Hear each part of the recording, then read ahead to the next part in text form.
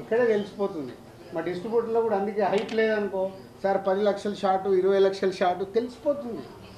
మాకు cinema release అయ్యి result అక్కర్లా, ఆన్లైన్ ఓపెన్ చేయగానే మన సినిమా రేంజ్ ఏంటి అనేది ఇక్కడే ఫిక్స్ 4 రోజుల ముందే. అంత అడ్వాన్స్గా ఉంది ఆడియన్స్.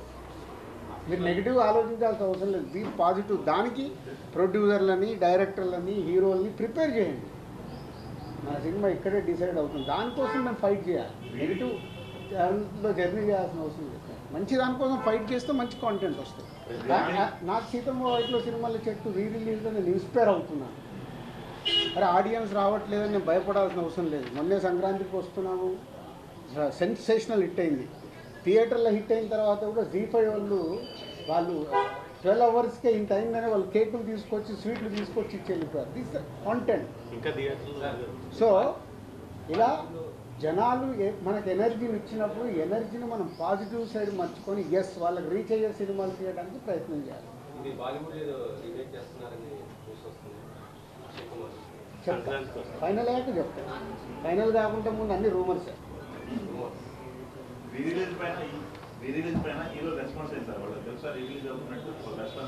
అంటే ఇవన్నీ మాకు ఎంజాయ్మెంట్ మూమెంట్. రెస్పాన్స్ ఏముంటుంది దీంట్లో?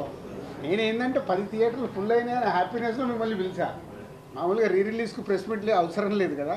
సో ఒక హ్యాపీనెస్ అనిపించింది. అరే ఇన్ని థియేటర్లు ఫుల్ ఏంటి, ఓవర్సీస్లో ఓపెన్ చేస్తే ఓవర్సీస్లో కూడా 40% 50% బుకింగ్ చేస్తున్నారు. ఓవర్సీస్లో అయితే $. అయినా వాళ్ళు కూడా రెడీగా ఉన్నారు అక్కడ చూడటానికి.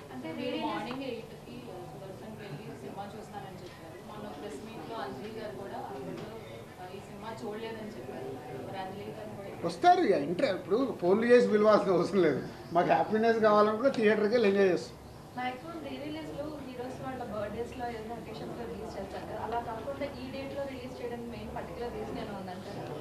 అట్లా ఏం లేదు. సో అనుకున్నారు March 7th డేట్ చేద్దామని, లాస్ట్ మంత్ అనుకొని టీం అంతా ప్రిపేర్ చేసి పెట్టేసాం.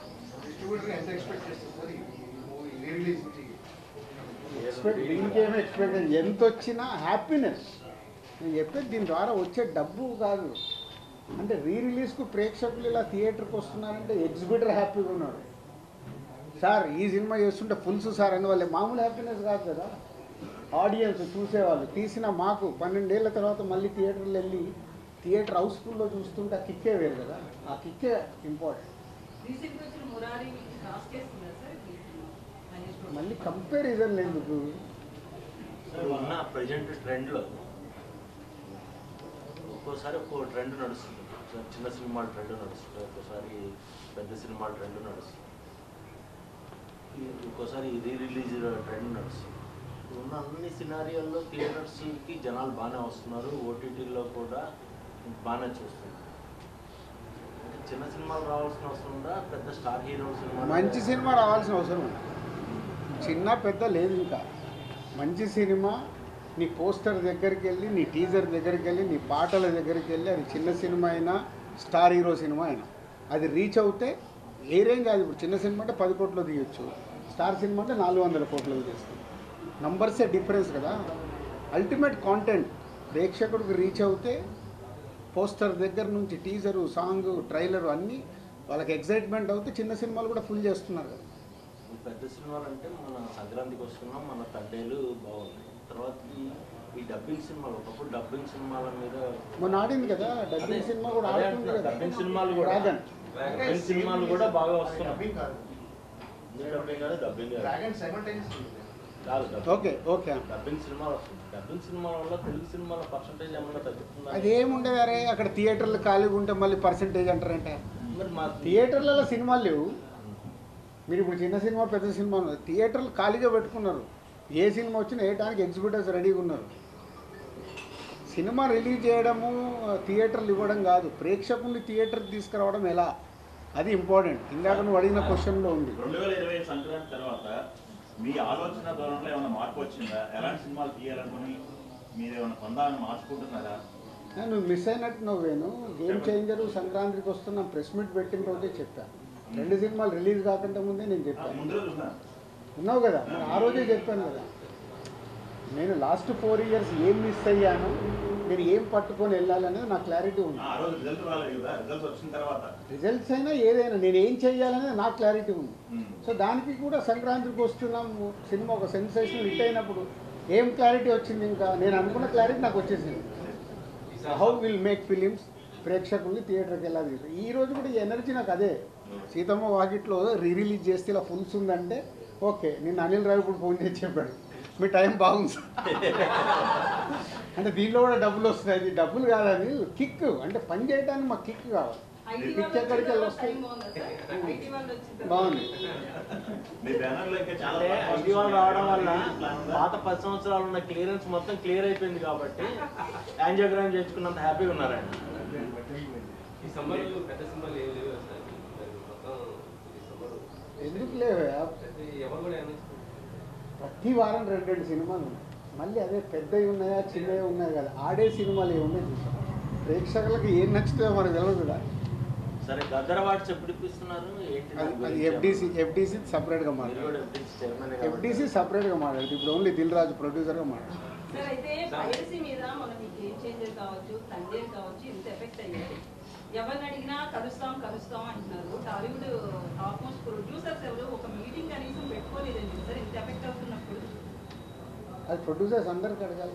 వాళ్ళు అడిగాం సార్, నేను బలీవాస్ గారు కూడా ఏమన్నా? కలుస్తాం ఏదో అంటారు అంతే. అరవింద్ గారు కూడా ఆ రోజు అదే ఇక్కడ చెప్పారు. ప్రాబ్లం అదే.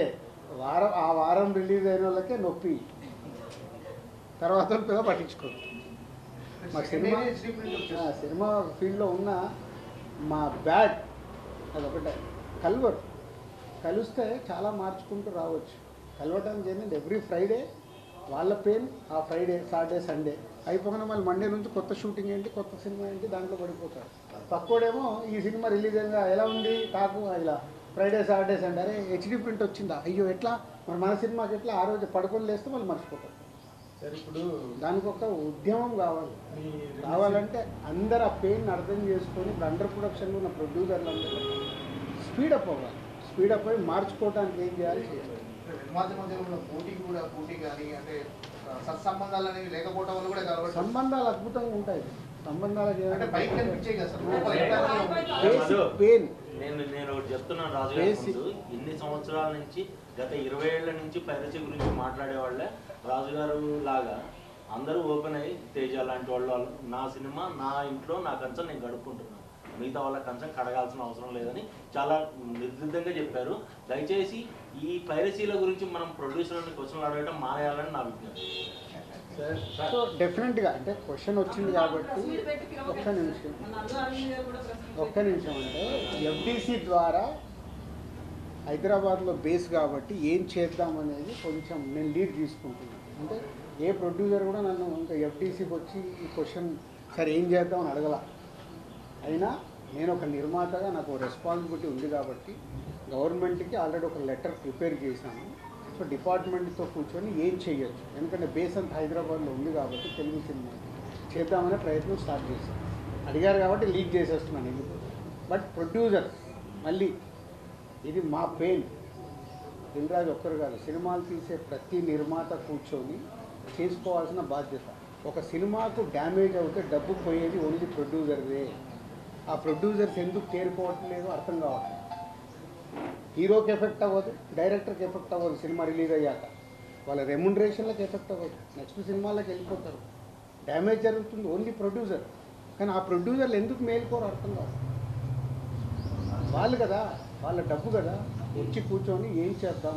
అండర్ ప్రొడక్షన్ ఉన్న ప్రతి ఒక్కళ్ళు రియలైజ్ అవ్వాలిగా. గేమ్ చేంజర్కి హెచ్డీ ప్రింట్ వచ్చింది, తండేల్కి హెచ్డీ ప్రింట్ వచ్చింది, రేపు మీ సినిమాలకు రాదా? కాబట్టి అండర్ ప్రొడక్షన్ ఉన్న ప్రొడ్యూసర్స్, సినిమాలు మొదలు పెడదాం అనుకున్న ప్రొడ్యూసర్లు వచ్చి కూర్చొని దానికి ఒక రూట్ వేసుకోవాలి. లేకుంటే రేపు కుండకి అలాగో చిల్లులు పడ్డాయి, ఆ చిల్లులకి వెళ్ళి రేపు వాళ్ళకు అది ఎఫెక్టే. ఎఫ్డీసీకి వెళ్ళి ఆల్రెడీ లీడ్ చేశాము. ఈ ప్రెస్ మీట్ ద్వారా ఆ నిర్మాతలకు అర్థమైతే వాళ్ళు ముందుకు వస్తే అందరం కూర్చొని వర్కౌట్ చేస్తాం. Thanks for your question. జనవరి 1 నుంచి డిసెంబర్ 31 వరకు ఆ సంవత్సరం ఎన్ని సినిమాలు చేశాము, మా బ్యాలెన్స్ షీట్ ఎలా ఉందని ఒక్కొక్క సినిమా బేరీజ్ చేస్తే నేను నెక్స్ట్ సినిమాకి పని చేయలేను. డిస్ట్రిబ్యూషన్లు అన్ని సినిమాలు కొంటాం, ఒక ఫ్లాప్ పడిపోతుంది, చాలా డబ్బు పోతుంది. డబ్బు పోతే నెక్స్ట్ డే ఫ్రైడే అయిన తర్వాత సాటర్డే నాకు ఎనర్జీ కావాలంటే ఆ నెక్స్ట్ ఇయర్ ఉన్న సినిమాలు బ్యాలెన్స్ ఉన్న సినిమాల మీద ఫోకస్ చేస్తాను. కాబట్టి దాంట్లోకి వెళ్ళి ఒక సక్సెస్ వచ్చినప్పుడు బ్యాలెన్స్ షీట్ చెక్ చేయాలి. నంబర్ ఆఫ్ మూవీస్ చేస్తున్నప్పుడు ఒకటే సినిమా చేసామనుకో మీరు అడిగినట్టు నాకు రిజల్ట్ మీద డిపెండ్ అయి ఉంటుంది. బ్యాలెన్స్ షీట్ చూసినప్పుడు ఆ ఇయర్ టోటల్ ఎన్ని సినిమాలు చేసాము, ఎంత నష్టమా లాభమా అక్కడే డిసైడ్ అవుతుంది. సో మీరు నో షాక్ ఉంటే నేను సాటర్డే మీ ముందుకు రాలేను కదా. ఎల్లమ్మ ఎప్పుడు ఫిక్స్ మీదకి రౌడీ జనార్దన ఎల్లమ్మ 2 రెడీ అయిపోయి 2 ఆల్మోస్ట్ ఏప్రిల్ మేలో టేక్ ఆఫ్. ఇదే కాదు చెప్పలేదు ఇంతకుముందు. Okay, rowdy Janardhana Vijay Deverakonda cinema title, Yellamma Nithin title. Only Hyderabad లోనేనా అండి సీతాపతిలో నో ఎవ్రీవేర్, వరల్డ్ వైడ్ యుఎస్లో ఆల్సో బుకింగ్. 10 థియేటర్లు అయ్యి అంటున్నారు కదా, ఇక్కడ మాత్రమే హౌస్ఫుల్ ఇక్కడ 5 రోజుల ముందు హౌస్ఫుల్ అయ్యాయి. సో ఇప్పుడు ఇంకా ఫ్రైడే కాబట్టి ఇంకా 2 డేస్ ఉన్నాయి కదా, ఇప్పటికి బయట 60-70%లో ఉన్నాయి, రన్నింగ్లో ఫుల్ అయిపోతాను. మొన్న సంక్రాంతికి వస్తున్న సినిమాకి క్లోజ్ అయిపోయిన థియేటర్లు కూడా ఓపెన్ అయ్యే సినిమా గురించి విన్నాం సార్. అయ్యాయి అయ్యా మరి ఆ థియేటర్కి ఇస్తారా ఈ సినిమా? అంటే అది మళ్ళీ నా ఏరియా కాదండి, అది కింది వరకు ఎవరి దాళ్ళు అది డిస్ట్రిబ్యూటర్ చూస్తాడు, ఎక్కడ వేస్తున్నారంటే మాకు ఇన్ఫర్మేషన్. Okay, thank you.